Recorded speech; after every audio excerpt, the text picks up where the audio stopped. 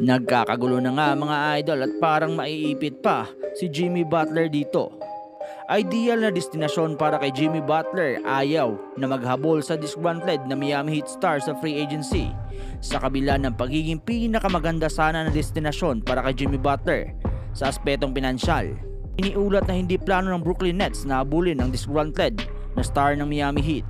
Ayon kay veteran NBA insider Mark Stein, kahit pa magdesisyon si Jimmy Butler na hindi tanggapin ang 52.4 million player option nito ngayong tag-init, wala pa ring plano ang Brooklyn Nets na makipag-ugnayan kay Butler sa 2025 free agency. Sa kanyang ulat sa The Stay Line, sinabi niya, ayon sa mga legal na sources, inulit ng Nets na wala silang balak na habulin si Butler sa free agency kahit pa na maganda ang kanilang market cap.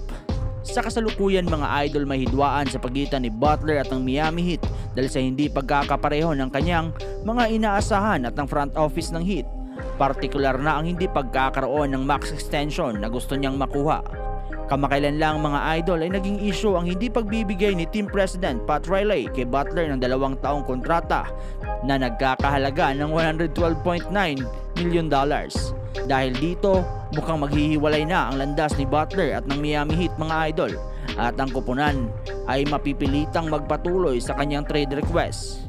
Si Butler na 35 years old ay may option na tanggapin ang kanyang player option na 52.4 million para sa 2024-2025 season. Ngunit ang Brooklyn Nets mga idol ang isa sa mga koponan na may kakayahang magbigay sa kanya ng max contract na nais niya.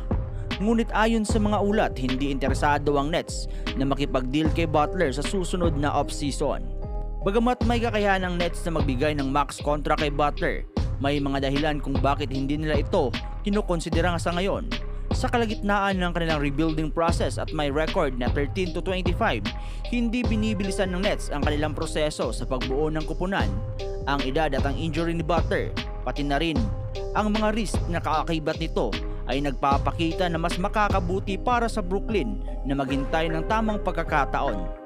Dahil sa kanilang malawak na espasyo sa salary cap mga idol na tinatayang nasa $70 million at maraming draft picks at assets, may kakayahan ng Nets na maghanap ng ibang superstar na mas bata at may mataas na potensyal.